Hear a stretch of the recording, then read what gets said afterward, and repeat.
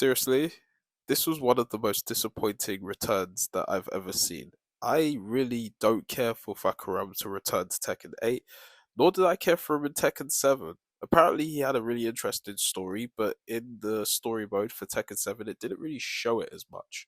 In fact, it was just not that interesting to kind of show people how the story planned out. I mean, either way, I just think that when they saw Fahkumram returning, the amount of reaction I saw from Twitch streamers and some YouTubers alone, and even Twitter, they were not happy about it.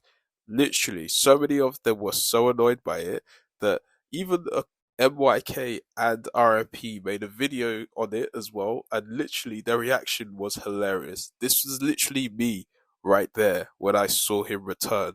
Because to tell you the truth, I really don't understand. Why is it that they're not doing fan favorites anymore? I feel like they're really slowly moving away from nostalgic characters that have really made people love Tekken and play Tekken. Like, for real, I really don't understand why they had to just get rid of Bruce like that.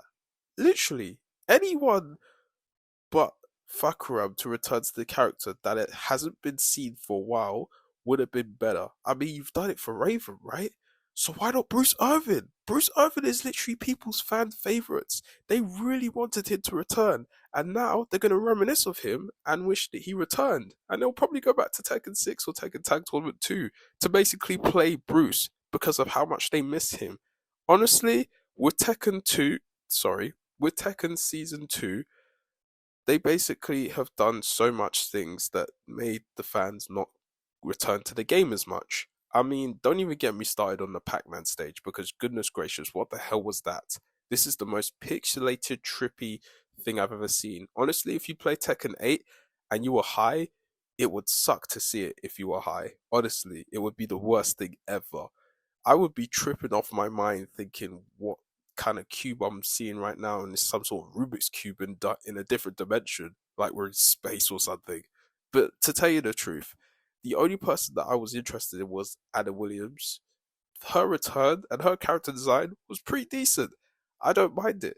But if the only two characters that I did was Heihachi and Fukuro, Heihachi is supposed to be dead, but when he returned and became the most overpowered player in the game, it really made me lose interest. And even Fakura made it 100 times worse. To be honest, I'm kind of scared with what the returning characters are and the new challenger for both autumn and winter. And there's going to be another stage as well.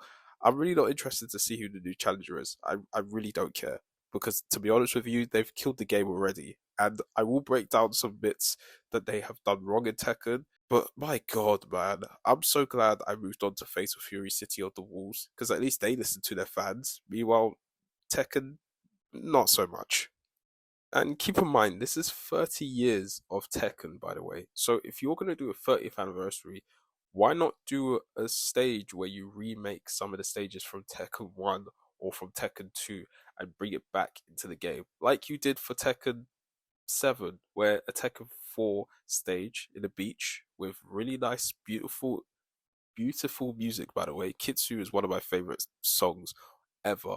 And you returned it kind of more modern, but you could have done that for Tekken 1, 2, and even 3 as well. I mean, Tekken 3 is the most played video game and the best video game out of the Tekken series. Why can't you just do a remake of that specifically to give people that nostalgic feeling and an amazing sight of, oh, sorry, and some history lessons for people that have never played Tekken 3 before? Because honestly, that would have been a really good idea. But no, instead, it's just about copy and pasting the idea from Tekken 7, doing the same thing towards Tekken 8, but making it 100 times worse by messing around with the patches. It just doesn't make sense to me anymore what Tekken 8 has done throughout the years. Tekken 8 Season 1 was actually a pretty good game and a pretty good season.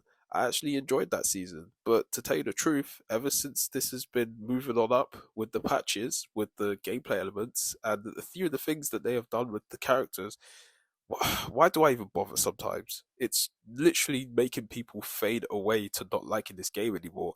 And some of them will probably go back to the older stuff, which is what they will do.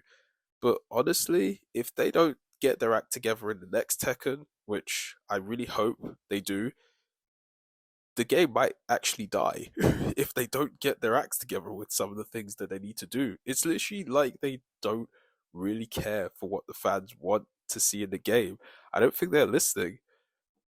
But yeah, I feel like they're gonna listen once the sales go down, like take a massive drop, or in the next game where they don't do much of it. I just think that that's just how it's gonna be. They just copy and paste what they did for the last one. It's like, oh god, it's so bad.